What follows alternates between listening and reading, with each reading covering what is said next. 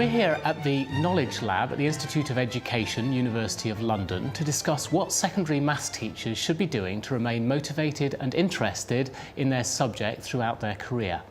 I'm Rob Eastaway. I write and speak about mathematics, and with me are Celia Hoyles, who is the Government's Chief Advisor for Mathematics, Ron Taylor, General Advisor and Inspector for Maths in Hampshire, Alison Clark-Wilson, Principal Lecturer in Maths Education at the University of Chichester, and Adrian Oldknow, who is Chair of the Professional Development Committee at the Mathematical Association. So Celia, once they've qualified, do maths teachers need to learn any more maths? Well, need is a really rather strong word, but I do think that the government is very committed that all teachers have the opportunity to continue to engage in professional development in mathematics, that's subject-specific professional development. And that involves learning more mathematics, but also learning how to teach it and how to put it into practice. And I really am completely supportive of this agenda. I think we all need to learn more mathematics. And I think mathematics has changed. What we know about mathematics has changed. There are different tools by which we can engage with mathematics. And all that makes the subject fascinating and alive. And I think most importantly, you can engage with mathematics by thinking about how children engage with mathematics. It's difficult to separate out this notion of me as a mathematics teacher about how I engage in doing mathematics and how that gives me insights into the pedagogy. Mm-hmm. But I need to do it myself. Yeah. And I need some kind of incentive to do it as well, though. I need to have some purpose behind doing it. So, yes, it does give us insight into how children learn, but what's the incentive for teachers to do it? What is the incentive for them to engage themselves in the process of mathematics? I mean, it's interesting to do something new in maths. Aren't teachers going to say about this, yeah, but when am I going to get the time to step back and do all of this? There's no doubt that having the current system, which is very much driven by high-stakes examination, that is a teacher's perspective. So, in thinking about the way the curriculum is developing and will continue to develop in the coming years, how adjustments to the assessment system are going to be necessary to allow teachers to feel free and have a little bit more control over how they build these things into the curriculum. Alison's talked about the pressure which all teachers feel, which is about his exam results, and of course that's exacerbated by the raising of the stakes of mathematics, and therefore teachers feel that's really their prime enterprise is to get good results. On the other hand, we've got in England, or Britain as an industrial nation, whose really survival lies on having a knowledge economy, and that means getting more people to want to take the more difficult sounding subjects, the science and engineering and mathematics. And how can we persuade teachers to become the vehicles that turn kids on to seeing these subjects as exciting and interesting subjects? But isn't the way to persuade is to engage with mathematics? If teachers are given the opportunity to actually work on mathematics, and I don't mind whether it's using ICT and exploring something they've never explored before. It could be puzzles and games, it could be modelling what's happening outside, it could be science, it could be engineering. And it's all those different ways of re-engaging teachers with mathematics. You're quite right. There are several ways we look at this. We look in terms of the way in which ICT is changing the way in which we work with mathematics. We can look at the way in which society itself needs knowledge of mathematics, about the way in which we're misinformed, in fact, in terms of what the newspapers say, in fact, what the media say, and governments indeed. And it gives us a powerful tool for examining that. So if you like, a core skill that maths brings is an analytical one, a questioning one, and a rationale to something which we might not have if we didn't study mathematics. These might be all very worthy things, but how does the teacher get passionate about There's them? a sense of a learning community happening within the school. So learning doesn't just happen by kids in classrooms. That the culture of the way the school operates is very much that they're looking forward, and teachers are encouraged and given time to continue to want to discuss and develop their subject knowledge. I think many English departments would be very likely to be talking about books they were reading and plays that they were familiar with, but it's less likely to hear a maths department discuss a maths problem they're jointly working on. Why is that? Why don't maths teachers sit round? It's definitely an issue around the perception, the public perception of the subject and the public perception of the mathematics teacher, and you either sign up to that or you act in a way that dispels that myth. I think it's a matter of changing a culture. Now Yes. you've got to have a bit of space to do it. Yes. But there are lots of very interesting and intriguing problems that people in the outside world are really quite interesting to discuss. People who are using video editing packages or photo montage or whatever, they're using ratios and fractions and proportions, they're flipping and rotating. And so it seems to me that's the issue, looking for ways in which you can relate the knowledge that the kids are getting through the curriculum to their own world and the world after education. And just knowing that fact might bring purpose and better intention about the reasons for doing mathematics. And I think, if you like, there's an incentive for teachers, if you like. I think we've got to try and work a bit more on this, and maybe it's through materials and working with mathematicians to open that up a bit, say, well, what is it that the mathematics is doing to make these things work? And asking, what's the maths behind this? Is there any maths behind this, and is there any skill? And actually taking a real example and using that as an opportunity to explore, get them debating, discussing, and bringing some sort of non-mathematical discussion in with more mathematical discussion about randomness and other interesting The key word there concepts. was debating, because an observation of many maths classrooms is there's not much debating that goes on in terms of the mathematics. They'll be debating about issues outside the classroom, but the notion that pupils and the teacher engage in a debate where they're actually looking to formalise, looking to take on conventions or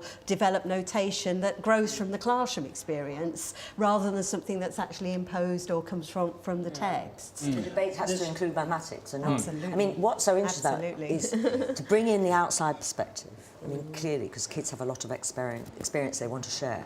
But part of that has got to involve some maths. And I think actually that is a trick to try and bring the bits together. That's the teacher's, the key role of the teacher. Actually opening up and thinking, wow, why is it? What's the lines of parallel? Yeah, and What all those happens? things, which I think is interesting for teachers, and also for them to investigate the mathematics behind it, and then how far you can go to make that investigation open to your students, Key Stage 3 or whatever.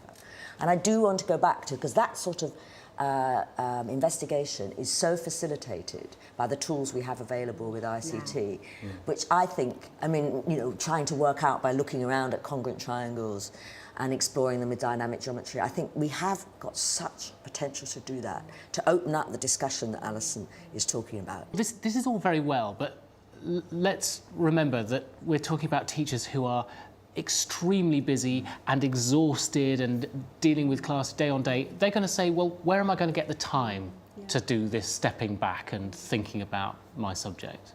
If I'm right, I think there was a white paper on teachers' entitlement to professional development at the time of Estelle Morris, which had never actually come into law. But a lot of countries actually have entitlement built into teachers' contracts. And for example, in America, the teachers are expected to go and take 5-day professional development courses, and to renew their teaching license after 10 years, they have to show what they've done in terms of professional development. I'm not saying we can do that overnight, but to have that built into the employment conditions.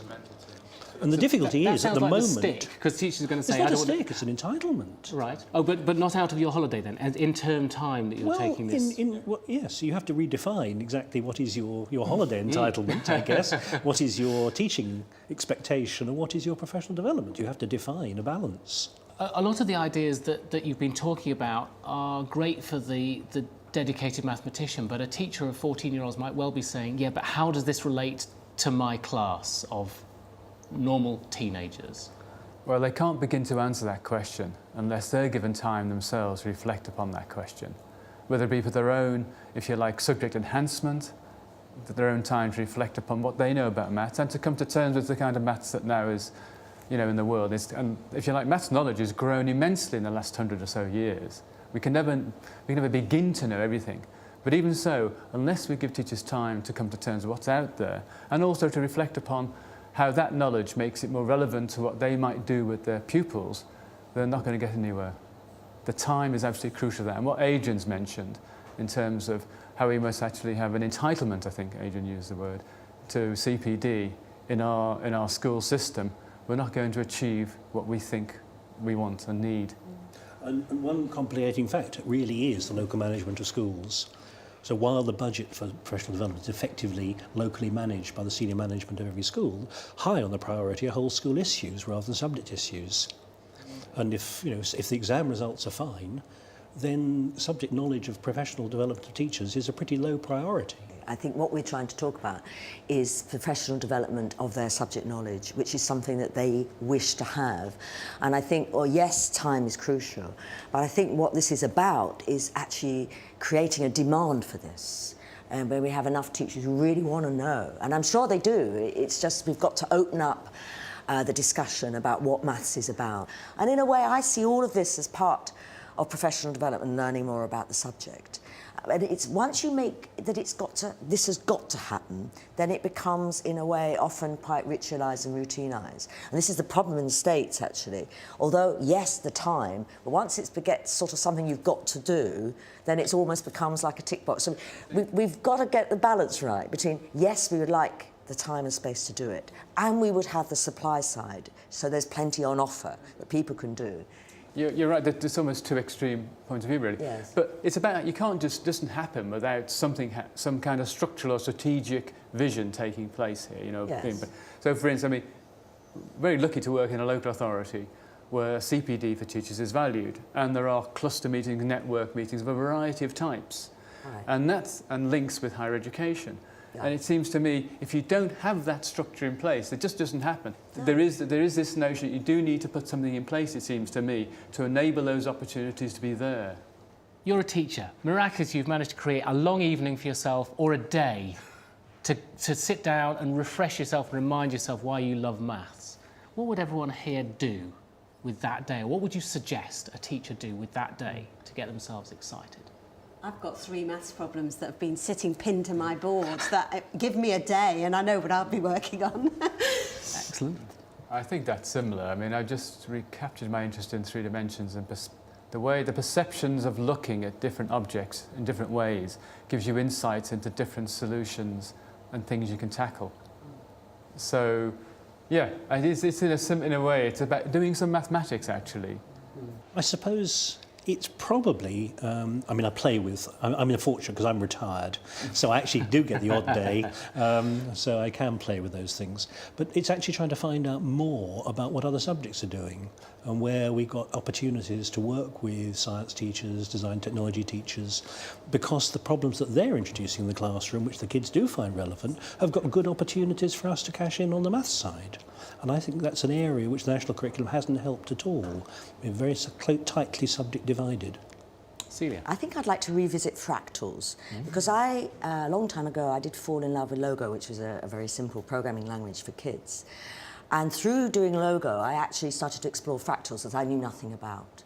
And these amazing things, they're very simple programs, can generate these incredibly complex structures that are really interesting in their self-referencing, recursive, beautiful, and they have this wonderful properties, things like the Koch snowflake, where you have an infinite perimeter and a finite area. And I think those sorts of things are fascinating. And I think they're accessible for kids as well, if you give them the right tool.